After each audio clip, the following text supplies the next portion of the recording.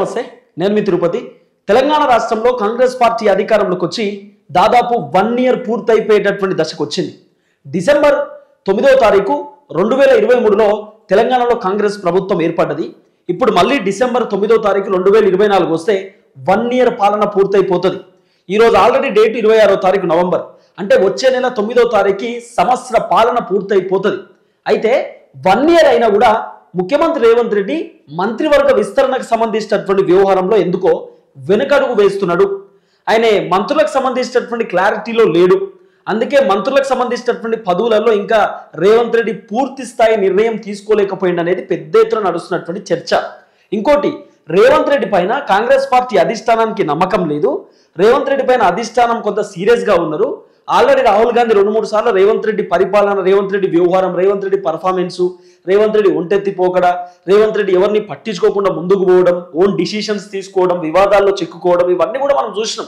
అంటే రేవంత్ రెడ్డి పరిపాలన పైన కొంత కాంగ్రెస్ పార్టీ అధిష్టానం సీరియస్గా ఉందనేటటువంటి ఒక చర్చ తెలంగాణ రాష్ట్ర వ్యాప్తంగా సంచలనంగా మారింది. చాలా మంది రాజకీయ విశ్లేషకులు, సీనియర్ జర్నలిస్టు కూడా ఈ అంశం పైన మాట్లాడుతూ ముందుకు వచ్చారు. అయితే ముఖ్యమంత్రి రేవంత్ రెడ్డి మరి మంత్రులకు సంబంధించినటువంటి వ్యవహారంలో ఎందుకు వెనుకడుగేస్తుండు? అంటే రేవంత్ రెడ్డి మంత్రులను కేటాయించడానికి రెడీగా ఉన్నా కూడా అధిష్టానం పర్మిషన్ ఇస్తలేరా? లేకపోతే అధిష్టానంలో గ్రీన్ సిగ్నల్ వస్తలేదా? లేకపోతే రేవంత్ రెడ్డి ఎందుకు మంత్రులను పెట్టుడు, నేనే ఆ మంత్రి పదవులు ఏదో నేనే స్వీకరిస్తే అయిపోతుంది కదా, నేనే వ్యవహరిస్తే అయిపోతుంది కదా, మళ్ళీ మంత్రులు ఎందుకు అదొక పెంట అనుకుంటుండా?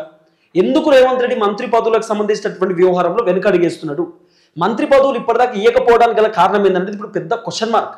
అయితే రేవంత్ రెడ్డి పైన కాంగ్రెస్ పార్టీకి సంబంధించినటువంటి ఎమ్మెల్యేలు, అలాగే కొంతమంది మంత్రులు, ఎమ్మెల్సీలు సీరియస్గా ఉన్నారనేటటువంటి ఒక చర్చ సోషల్ మీడియాలో గట్టిగా ప్రచారం అవుతున్నది.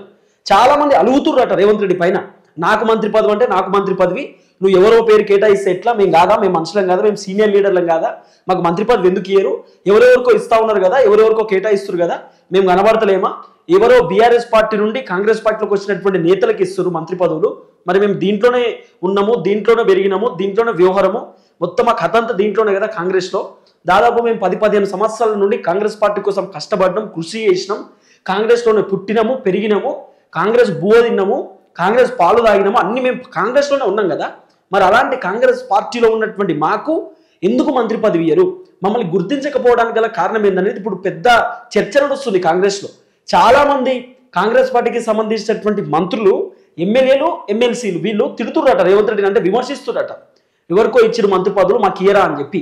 అయితే ముఖ్యమంత్రి రేవంత్ రెడ్డి నిన్న సాయంత్రం ఢిల్లీకి వెళ్ళిండు, నిన్న కాదు మొన్న సాయంత్రం పోయిండు ఢిల్లీకి, ఆదివారం సాయంత్రం ఢిల్లీకి పోయి మళ్ళీ సోమవారం రోజు రిటర్న్ అయిపోయిండు. అయితే ముఖ్యమంత్రి రేవంత్ రెడ్డి ఢిల్లీకి పోయింది మంత్రివర్గ విస్తరణకు సంబంధించినటువంటి వ్యవహారం ఒకటి, తర్వాత రైతు బంధు, అట్లనే పెన్షన్ పెంపుకు సంబంధించినటువంటి వ్యవహారము, అలాగే డిసెంబర్ 9వ తారీఖు రేవంత్ రెడ్డి సార్ భారీ బహిరంగ సభ పెట్టడానికి రెడీగా ఉన్నాడు. ఇక 1 ఇయర్ పాలన పూర్తవుతుంది కదా, మేము మొత్తం బంగారు తెలంగాణ చేసినాం, అద్దపు తునుకైపోయింది, ప్రజలందరూ పచ్చబడ్డారు, రైతులకు ఎలాంటి సమస్య లేదు, ఇక 1 ఇయర్ పాలన సెలబ్రేషన్, ఉత్సవాలు చేసుకుంటారట, సెలబ్రేషన్ పండుగ, సంవత్సర పాలన పూర్తయిన సందర్భంగా వీళ్ళు ఒక భారీ బహిరంగ సభ పెట్టుకోనికి రెడీగా ఉన్నారు. ఆ భారీ బహిరంగ సభకు చీఫ్ గెస్ట్ రాహుల్ గాంధీని పిలవడానికి ముఖ్యమంత్రి రేవంత్ రెడ్డి సార్ ఢిల్లీకి పోయిండు. పోయి రాహుల్ గాంధీతో డిస్కస్ చేసిందట, తర్వాత మల్లికార్జున ఖర్గేతో కూడా డిస్కస్ చేసిందట. డిస్కషన్లో భాగంగా కొంత మనకు వస్తున్నటువంటి లీకు, అలాగే కొంత సోషల్ మీడియాలో నడుస్తున్నటువంటి చర్చ ఏంటంటే ముఖ్యమంత్రి రేవంత్ రెడ్డి 6 మంత్రులను కూడా డిసెంబర్ 9వ తారీఖు ఆయన క్లారిఫై ఇచ్చేటటువంటి ప్రయత్నం చేయవచ్చు అనేది కొంత వినబడుతున్న వ్యవహారం. అధిష్టానం కూడా వచ్చే నెల డిసెంబర్ 9వ తారీఖు నాడు 6 మంత్రులకు సంబంధించినటువంటి పేర్లు ప్రకటించబోతున్నారు. ఆ ప్రకటించిన తర్వాత మళ్ళీ ఇంకో సభ పెట్టుకొని ఆ సభలో వీళ్ళు ప్రమాణ స్వీకారం చేయించబోతున్నారు అనేది కొంత వినబడుతున్నటువంటి చర్చ. లేకపోతే అసెంబ్లీలోనే ప్రమాణ స్వీకారం ఉండొచ్చు అనేది కొంత వినబడుతున్నటువంటి వ్యవహారం. అయితే ఈ 6 మంత్రులు ఎవరెవరు పేర్లు ముఖ్యమంత్రి రేవంత్ రెడ్డి ఢిల్లీకి పోయి ఇచ్చాడు అనేది ఇప్పుడు పెద్ద క్వశ్చన్ మార్క్. చాలా మంది నేతలు అలుగుతున్నారు రేవంత్ రెడ్డి పైన, మేము మనుషులం కదా, మాకు ఎందుకు ఇయ్యరు మంత్రి పదవులు, ఎవరెవరికో ఇస్తా ఉన్నారు, మేము కష్టపడ్డాం కదా, మీ కాంగ్రెస్ గెలవడానికి కూడా మేము కష్టపడ్డాం కదా అని చెప్పి చాలా మంది నేతలు ముఖ్యమంత్రి రేవంత్ రెడ్డి గారి పైన సీరియస్గా ఉన్నారు. అయితే దాదాపు 6 మంత్రి పదవులు, ఫస్ట్ ఎన్ని మంత్రి పదవులు కావాలి? 18 మంత్రి పదవులలో ఆల్రెడీ 12 మంది ఉన్నారు. ముఖ్యమంత్రి రేవంత్ రెడ్డితో కలిపి, సీఎం కుర్చీతో కలిపి, సీఎం అనేటటువంటి ఒక మంత్రి పదవితో కలిపి 18 కావాలి. దాంట్లో 12 ఫుల్ఫిల్ ఆల్రెడీ బర్త్ అయిపోయినాయి, 12 ఫుల్ఫిల్ అయిపోయినాయి. ఇప్పుడు మనకు కావాల్సింది ఎన్ని? ఇంకా 6 మంత్రి పదవులు. ఈ 6 మంత్రి పదవులలో ఇద్దరు పేర్లు సంచలనంగా మారినాయి. ఇద్దరు పేర్లు ఆల్రెడీ క్లియర్గా వినబడుతున్నాయి. వాళ్ళు ఎవరెవరంటే ఫస్ట్ రాజగోపాల్ రెడ్డి, ఎవరు వివేక్ వెంకటస్వామి వీళ్ళ పేర్లు ప్రధానంగా వినబడుతున్నటువంటి అంశం. అయితే వీళ్ళిద్దరూ మంత్రి పదవులలో ఉన్నారు. మంత్రి పదవులలో వీళ్ళ పేర్లు కూడా కన్ఫర్మ్ అయిపోయింది. వీళ్ళకు పక్కా మంత్రి పదవులు వస్తాయి అనేది కొంత వినబడుతున్నటువంటి చర్చ. వీళ్ళిద్దరిని పక్కన పెడితే ఇక మిగిలినటువంటి ఈ నలుగురికి సంబంధించినటువంటి వ్యవహారం ముఖ్యమంత్రి రేవంత్ రెడ్డి గారు దాదాపు కాంగ్రెస్ అధిష్టానానికి 2 పేర్లు ఇచ్చేసినట్ట, రాజగోపాల్ రెడ్డి, వివేక్ వెంకటస్వామి. రాజగోపాల్ రెడ్డి పేరు రేవంత్ రెడ్డి ప్రధానంగా ప్రస్తావించడానికి గల కారణం ఏంది చెప్పనా? రాజగోపాల్ రెడ్డికి రేవంత్ రెడ్డి ఒక టాస్క్ ఇచ్చిండు.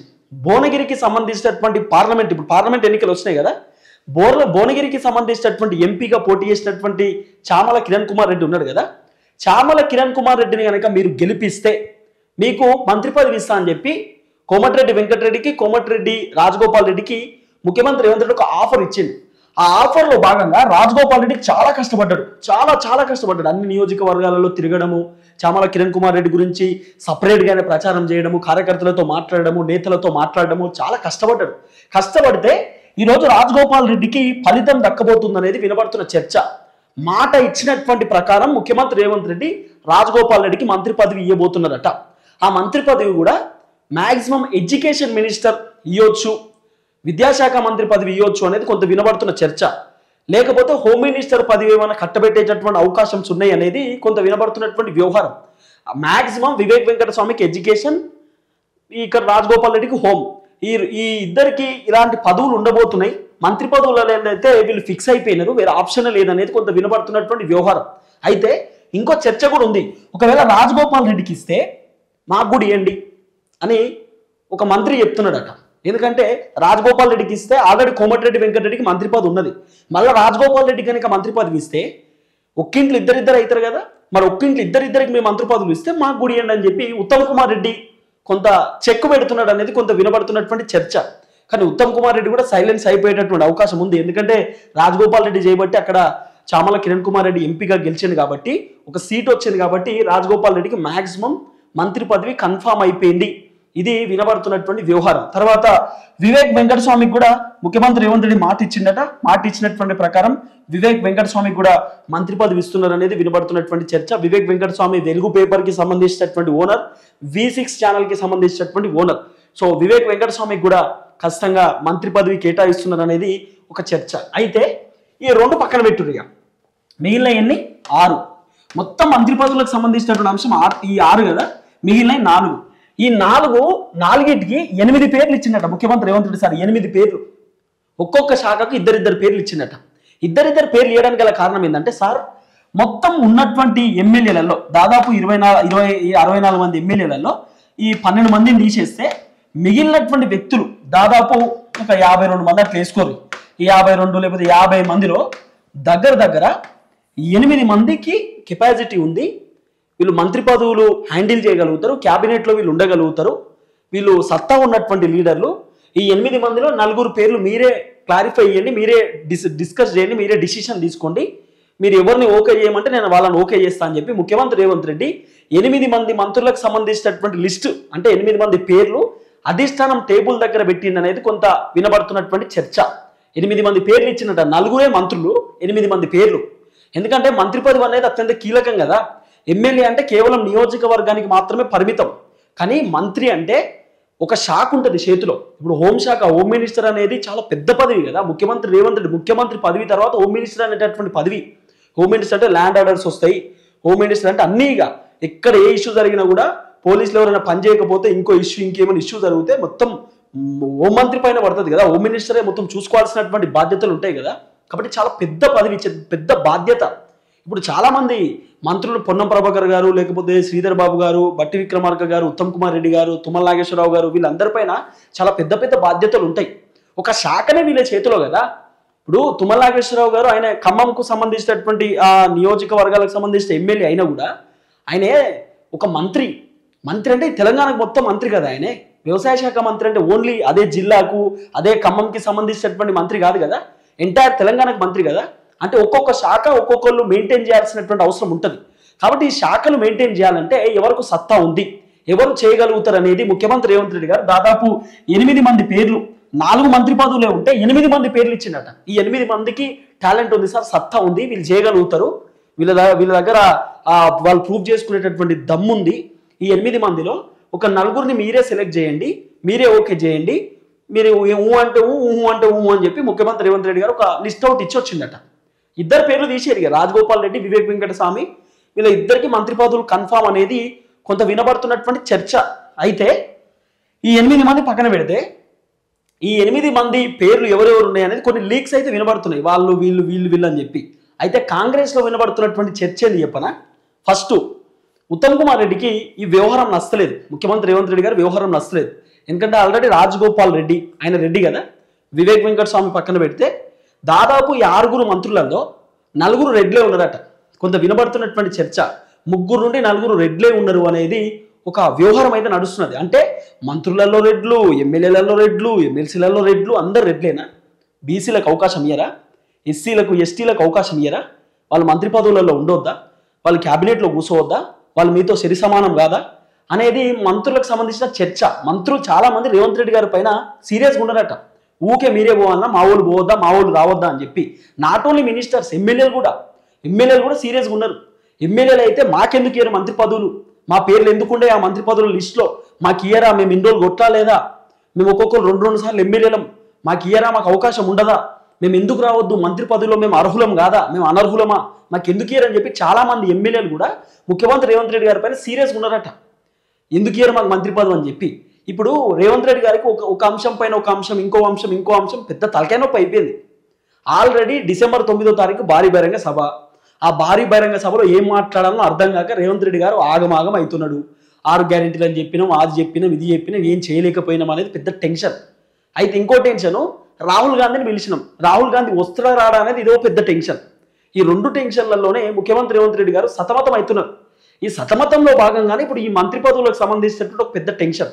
నీకు మంత్రి పదవి అంటే ఇంకొకరు అలుగుతారు, నీకు మంత్రి పదవి అంటే ఇంకొకరు అలుగుతారు. కాబట్టి రేవంత్ రెడ్డి నాకు అవసరం లేదు, నా డిసిషన్ ఫైనల్ కాదు, నేను అధిష్టానానికి పేర్లు ఇచ్చిన, అధిష్టానం ఎవరు పేరు ఫైనల్ చేస్తే వాళ్ళే, మాకు సంబంధం లేదని చెప్పి ఇప్పుడు ముఖ్యమంత్రి రేవంత్ రెడ్డి గారు చేతులు దులుపుకున్నాడు. సింపుల్. ఇప్పుడు ఎందుకంటే ఒక వ్యక్తికి మంత్రి పదవి ఇస్తే ఇంకొకరు ఫీల్ అవుతారు. ఇప్పుడు తీన్మార్ మల్లన్న పేరు కూడా దాంట్లో లేదు అనేది వినబడుతున్న చర్చ మంత్రి పదవిలో. ఆ మంత్రి పదవులకు సంబంధించిన లిస్టులో తీన్మార్ మల్లన్న పేరు కూడా లేదట.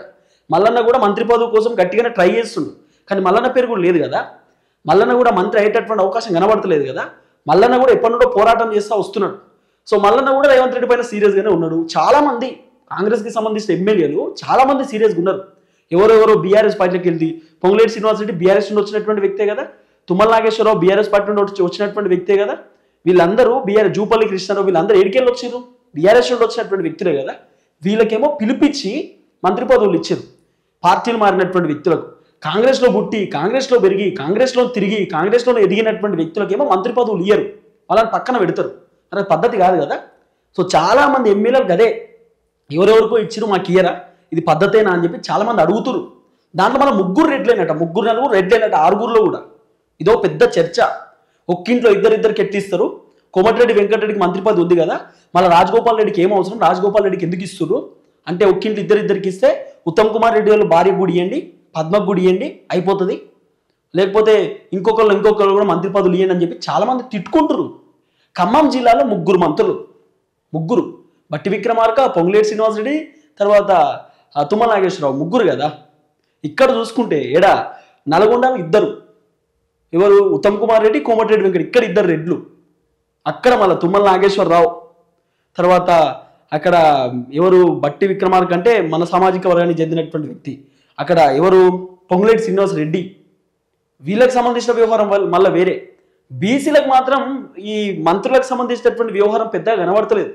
ఓన్లీ కొండా సురేఖ తర్వాత ఇంకా కొంతమంది మినహాయిస్తే మిగతా వాళ్ళందరూ కూడా పెద్ద కులానికి సంబంధించినటువంటి వ్యక్తులే ఉన్నారు. కాబట్టి ఉత్తమ్ కుమార్ రెడ్డి ఏం చేసినట్టు అంటే, మనం మంత్రివర్గ విస్తరణలో 6 మిగిలిరు కాబట్టి 6లో ఒకళ్ళకు బీసీకి, ఒకళ్ళకు ఎస్సీకి, ఒకళ్ళకి ఎస్టీకి, ఒకళ్ళకి అంటే దీంట్లోనే ఎవరు ముద్రాజులకు, ఎవరైనా ముద్రాజు ఉంటే, తర్వాత ఎవరన్నా ముద్రాజు లేకపోతే గౌడ్స్ ఉంటే గౌడ్స్కి, తర్వాత లంబాడి సోదరులకు, తర్వాత లేకపోతే ఎస్సీలో ఉంటారు కదా మాదిగా మాల వాళ్ళు ఎవరు ఉంటే వాళ్లకు, ఇట్లా ఇస్తే బాగుంటుంది. వాళ్ళకు సంబంధించినటువంటి వ్యక్తులు కూడా కొంచెం మంచిగా ప్రౌడ్గా ఫీల్ అవుతారు కదా క్యాబినెట్లో ఉంటే. మావాడు కూడా మంత్రి ఉన్నాడు భయ్, మాకెవడు చెప్పేది, మావాడు మంత్రి వ్యవహారం అని చెప్పి చెప్పుకుంటారు కదా. ఇప్పుడు ఫర్ ఎగ్జాంపుల్ ఎవరైనా గిరిజన బిడ్డ మంత్రి ఉంటే, మావాడు కూడా మంత్రి, మా గిరిజన బిడ్డ మంత్రి క్యాబినెట్లో కూర్చున్నాడు, రేవంత్ రెడ్డి పక్కన కూర్చున్నాడు, మావాడు మంత్రి అని గొప్పగా చెప్పుకుంటారు కదా. వాళ్ళు కూడా చెప్పుకునేటటువంటి అవకాశం ఉంటుంది కదా. 6గురిలో 3కి రెడ్లకి ఇస్తే ఇక 3 దేనికి మిగులుతాయి, దేనికి ఇస్తారు అన్నట్టు. మంత్రివర్గ విస్తరణలో ఒక క్లియర్ కట్ ఉండాలి కదా. ఇవ్వచ్చు కదా, బీర్లయ్యకి ఇవ్వచ్చు కదా, బీర్లయ్యకు మంత్రి పదవి ఇవ్వచ్చు కదా, మల్లన్నకి ఇవ్వచ్చు కదా మంత్రి పదవి. గట్టిగానే కొట్లాడింది కదా, కాంగ్రెస్ అధికారంలోకి రావడానికి గట్టిగానే పోరాటం చేసింది కదా.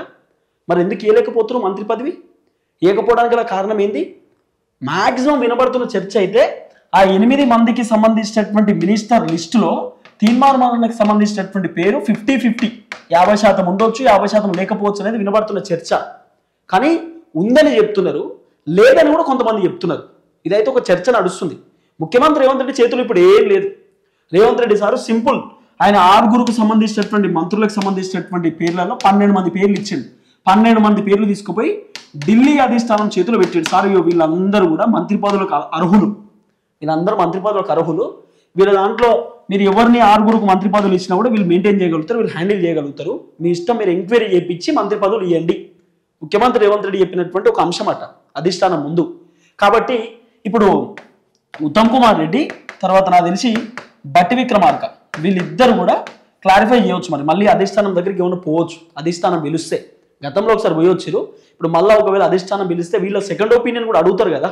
బట్టి విక్రమార్క, ఉత్తమ్ కుమార్ రెడ్డి సీనియర్ లీడర్లు కదా వీళ్ళ సెకండ్ ఒపీనియన్ కూడా అధిష్టానం ఏమన్నా తీసుకోవచ్చు అనేది కొంత వినబడుతున్న చర్చ. సో చూద్దాం ఏం జరగబోతుందో.